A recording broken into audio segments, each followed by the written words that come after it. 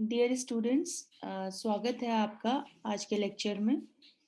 आज हम नया टॉपिक शुरू करने जा रहे हैं। तो हमने जो आज का टॉपिक लिया है वो है लीज। लीज दिया है सेक्शन 105 में। तो इसमें हम देख लेते हैं कि सेक्शन 105 क्या कहता है।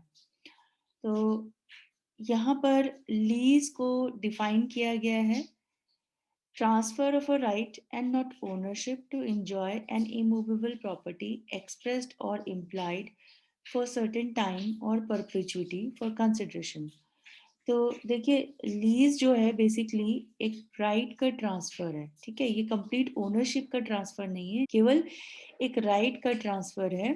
क्यों ट्रांसफर कर रहे हैं? जो भी इमूवेबल प्रॉपर्टी है उसको इंजॉय किया जा सके। ठीक है, ये ट्रांसफर एक्सप्रेस हो सकता है थ्रू रिटर्न कॉन्ट्रैक्ट, हो सकता है या इम्प्लाइड भी हो सकता है, पार्टीज के कंडक्ट से भी हो सकता है।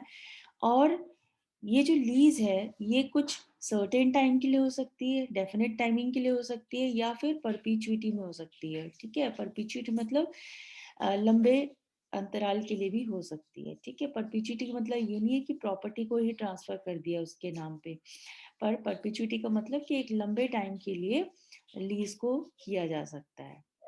तो लीज के हम असेंशियल एलिमेंट्स अगर ब्रेक करें तो देखिए क्या क्या इसमें निकल के आता है। तो सबसे पहले इसमें होते हैं पार्टीज। ठीक, तो जो पार्टीज होंगी, देखिए जो ट्रांसफर कर रहा है, जो अपना राइट ट्रांसफर कर रहा है उसको हम यहाँ पर ट्रांसफर बोलते हैं, और जिसको ट्रांसफर किया जा रहा है उसको हम यहाँ पर ट्रांसफरी बोलते हैं। लेकिन क्योंकि ये लीज है तो लीज में ट्रांसफर को लेसर बोला जाता है और ट्रांसफरी को लेसी बोला जाता है। तो यहाँ पर हम ट्रांसफरर और ट्रांसफरी ना बोल के लेसर और लेसी बोलेंगे। तो जो लेसर और लेसी हैं वो दोनों ही कॉम्पिटेंट होने चाहिए कॉन्ट्रैक्ट करने के लिए, जो कि हमने इंडियन कॉन्ट्रैक्ट एक्ट में जितनी भी कंडीशंस एप्लीकेबल होती हैं कॉम्पिटेंसी के लिए, वही कंडीशन यहाँ पर भी एप्लीकेबल होंगी। ठीक है, और जो दोनों के बीच में कॉन्ट्रैक्ट होगा वो या तो एक्सप्रेस होना चाहिए, रिटर्न फॉर्म में होना चाहिए, या फिर इम्प्लाइड हो सकता है। इसके बाद एक चीज इसमें और ध्यान देने वाली है कि जो भी माइनर होगा उसके साथ लीज जो है वॉइड होती है, क्योंकि अभी हमने बताया कि पार्टीज कॉम्पिटेंट होनी चाहिए। इसके बाद जो सेकंड एसेंशियल है वो है सब्जेक्ट मैटर।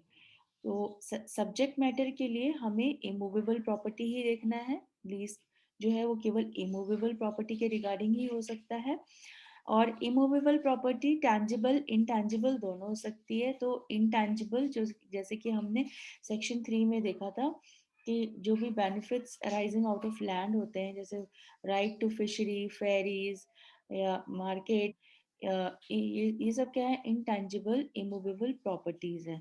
तो इनका भी लीज किया जा सकता है। ठीक है, तो ये जरूरी नहीं है कि प्रॉपर्टी टैंजिबल हो, इनटैंजिबल इमूवेबल प्रॉपर्टी को भी लीज हम कर सकते हैं।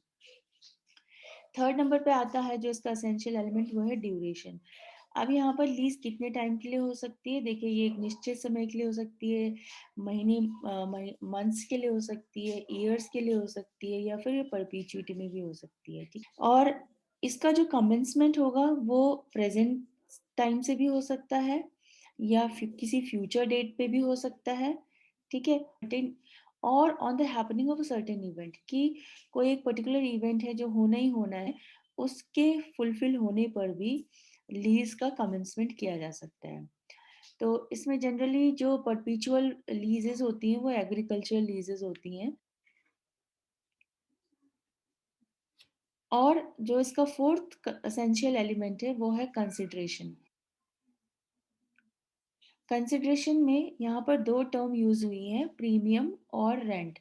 तो ये जो लीज होता है जिसमें लेसर जो है अपनी एक राइट जो है इमूवेबल प्रॉपर्टी का वो लेसी को ट्रांसफर कर रहा है, तो ये किसी पर्पस के लिए कर रहा है, किसी कंसिडरेशन के लिए कर रहा है। ठीक है, तो ये कंसिडरेशन जो है प्रीमियम हो सकता है या रेंट हो सकता है। यहाँ पर प्रीमियम और रेंट में ये डिफरेंस है कि प्रीमियम के अंडर एक लमसम पेमेंट किया जा सकता है। ठीक है, और जो रेंट है पीरियोडिकल पेमेंट की जाती है। ठीक है, और रेंट के अंदर केवल मनी ही इंक्लूड नहीं होगा इसमें, जैसे कि मान लो सपोज फसल उगाने के लिए अगर हमने एग्रीकल्चरल लीज की है तो फसल का एक पार्ट भी इसमें दिया जा सकता है, ठीक है। Delivery of share of crop, या फिर अगर कुछ सर्विसेज रेंडर करनी है लेसी द्वारा तो उन सर्विसेज के एवज में भी यहाँ पर हमने रेंट वर्ड यूज किया हुआ है।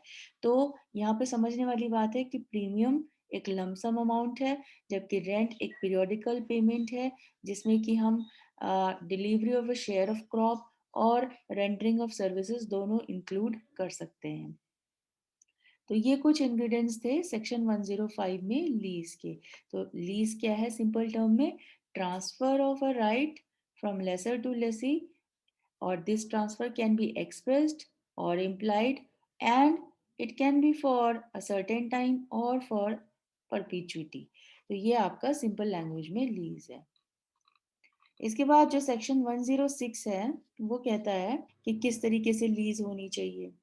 तो यहाँ पर बेसिकली जो बात हो रही है वो ड्यूरेशन की बात हो रही है कि अगर लेसर और लेसी ने तय नहीं किया है कि कितने ड्यूरेशन के लिए उनके बीच में लीज होगी, या ऐसा कोई लोकल यूसेज भी नहीं है कि जो बताता हो कि कितने ड्यूरेशन के लिए लीज होनी चाहिए। तो यहाँ पर कुछ कंडीशंस 106 बताता है कि अगर वो एग्रीकल्चरल या मैन्युफैक्चरिंग लीज है, मतलब ऐसी कोई लीज लेसर और लेसी ने बनाई है जो एग्रीकल्चरल पर्पज से है या कुछ मैन्युफैक्चरिंग पर्पज के लिए है, तो फिर यहाँ पर ये मान लिया जाएगा कि ऐसी लीज को हम ईयर टू ईयर बेसिस पर बनाते हैं, ठीक है।